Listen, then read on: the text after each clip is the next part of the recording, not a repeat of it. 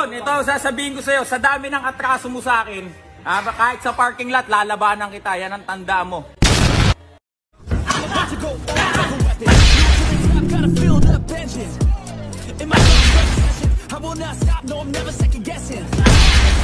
Hello guys, welcome back to our channel Winsworld TV. So 7 araw na lang ang nalalabi at masasaksihan na natin ang digmaan sa ibabaw ng boxing ring sa pagitan ni former 3 World Division Champion, Cuadro Alas Angas ng Pinas, John Riel Casimero laban sa former World Challenger, Saul Sanchez, na magaganap sa Yokohama, bansang Japan sa darating na October 13, 2024. Kilala si John Riel Casimero na isang maangas at malakas, kaya bago dumating ang oras ng laban nila ni Saul Sanchez ngayong paparating na October 13, 2024, ay hindi pwede na hindi niya ito aangasan at pagbantaan. Ayon dito kay John Riel Casimero, Saul Sanchez, kabahan ka na, lahat ng Meksikano na kalaban ko ay pinatulog ko, hindi mo gugustuhin kung magseryoso ako, yan ang maeksing sinabi ni John Riel Casimero, ngunit ang salitang yan ay may laman kung intindihin mo lang ng mabuti. Dagdag pa ni Cuadro Alas John Riel Casimero, ay may oras pa siyang umatras para maiwasan niya ang matinding pinsala na matatamo niya sa mga kamay ni Cuadro Alas Angas ng Pinas John Riel Casimero. Ngunit wala pa ring sagot itong si Saul Sanchez na tila wala naman itong pakialam sa mga sinasabi at mga pagbabanta ni John Riel Casimero. Ang pananahimik ni Saul Sanchez ay tiyak napakaseryoso ng kanyang mga training at pinaghahandaan ng maigi itong si John Riel Casimero, at tila sa pananahimik ni Saul Sanchez ay may kapalit na ingay ng tagumpay, pagdating ng kanilang laban sa ibabaw ng boxing ring, kaya kabang-abang talaga ang laban na ito ngayong October 13, 2024, na magaganap sa bansang Japan. Ano sa tingin nyo guys, may matinding pasabog ba si Saul Sanchez laban kay John Riel Casimero? Magugulat kaya si Cuadro Alas sa mga estilong gagamitin niya kontra dito? Kaya naman sa video na ito, sabay-sabay nating panoorin ang naging laban ni Saul Sanchez na tinapos niya lang ng round 1 sa mixing oras. At kayo na po ang humusga kung kakayanin niya si John Riel Casimero, patumbahin ng round 1 lang gamit ang estilong ito. What? If that punch can work for him tonight, it'll be a good night for him. Yeah, Sanchez feels that once O'Quinn feels his power. Oh! And drops it! Oh! Right on the button! And he's in some trouble. 7, 8, walk to here. Walk to me. Hands up. They're going to let this fight go on. Long way to go here in round 1. Sanchez, now what he doesn't want to do is get careless, as he just did.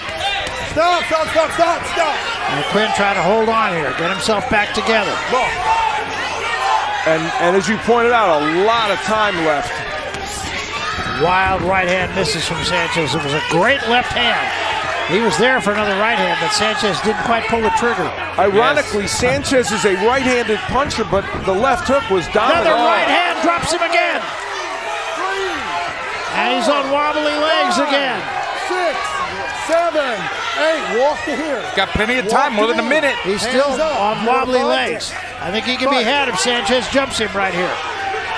Right back, right hand, it didn't quite go down. Again, a combination, and that's it. It's all over. Sanchez wins it in just about 2 minutes. But here's another look at it.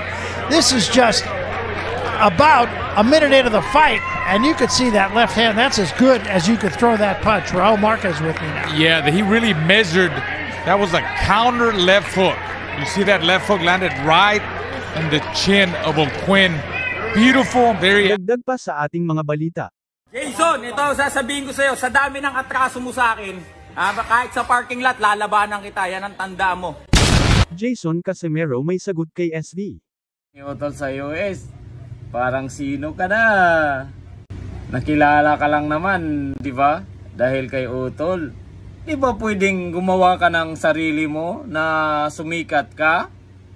Pag mag-isip ka kung ano yung gagawin mo para sumikat ka, huwag kang gagamit ng mga tao para mapansin ka. Tapos ngayon, pinagmamalaki mo yung 3 million views mo sa YouTube. Ang tanong, sino ba yung nasa video na yon? Ikaw ba yon? Si Utol lang naman yung nasa video eh.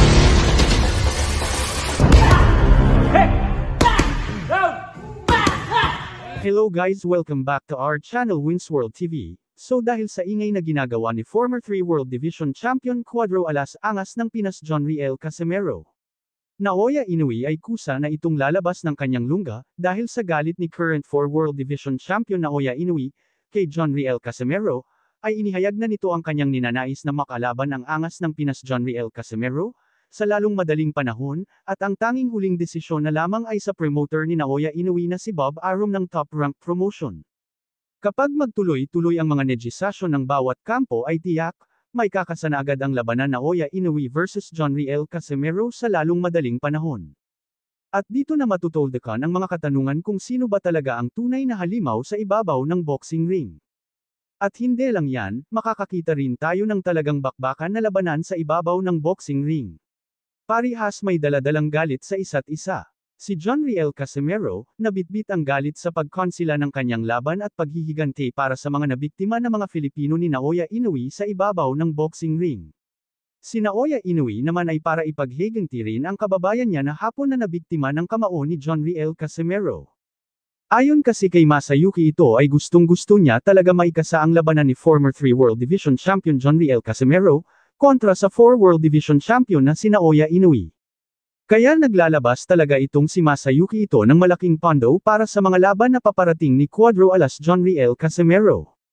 Kahit na wala itong kinikita sa mga laban ni John Riel Casimero ay patuloy pa rin ang kanyang pagsusuporta dito, dahil malaki ang tiwala niya sa kanyang alaga at malaki rin ang tiwala niya na maikasa niya ang laban sa pagitan ni former 3 World Division Champion Cuadro Alas John Riel Casimero at 4 World Division and Undisputed Champion aka the Japanese Monster na si Naoya Inoue. Sa oras kasi na maikasa ni Masayuki ito ang labanan sa pagitan ni John Riel Casimero kontra Naoya Inoue ay tiyak na limpak-limpak naman ang kanyang makukuhang pera dito. Ngunit ang lahat ay may katapusan, dahil kapag natalo dito si John Riel Casimero kontra Saul Sanchez sa kanilang paparating na laban ay tiyak na lahat ng pinaghihirapan ni Cuadro Alas John Riel Casimero ay mawawala, kasama na dyan ang kanyang boxing career. Sa oras kasi na magpakita ng mahinang nilalang sa laban niya kontra Saul Sanchez itong si John Riel Casimero ay dito na magdedesisyon si Masayuki ito na itigil at bitawan na si John Riel Casimero bilang alaga niya. Kaya talagang napakamahalaga ang paparating na laban ni Cuadro Alas John Riel Casimero kontra Saul Sanchez ngayong paparating na October 13, 2024 na magaganap sa bansang Japan. Kaya dapat paghandaan ng maigi ni John Riel Casimero ang laban niya kontra Sanchez, na maging resulta ng magandang pagkapanalo nito. Isa rin sa tinuturing na halimaw ng boxing itong si Saul Sanchez, dahil round 1 lang ang itinagal ng kanyang kalaban, dahil maganda ang estilo nito pagdating sa ibabaw ng boxing ring. At ito marahil ang paghahandaan ni John Riel Casimero. May estilo rin si Saul Sanchez na kayang-kaya niya makipagsabayan ng lakas sa lakas na hindi gaanong napapagod o nahihingal. Dito pa lang ay lamang na si Saul Sanchez kay John Riel Casimero. Dahil si Cuadro Alas John Riel Casimero ay tila mabilis mapagod at hingalin. Meron din napakalakas na suntok si Saul Sanchez na kapag ito ay nakatama ay tiyak ito ay ikatutumba ng kanyang kalaban. The left hook is down. Another right hand drops him again. Go down. Again, a combination, and that's it. Foot. That left hook landed right in the chin of O'Quinn. Ngunit hindi rin naman papahuli pagdating sa lakas ng suntok itong si John Riel Casimero. Ngunit dapat paghandaan ni Casimero ang kanyang matinding pagpapalakas ng kanyang stamina. Dahil isang veterano na itong si Saul Sanchez pagdating sa sabayan ng lakas sa lakas.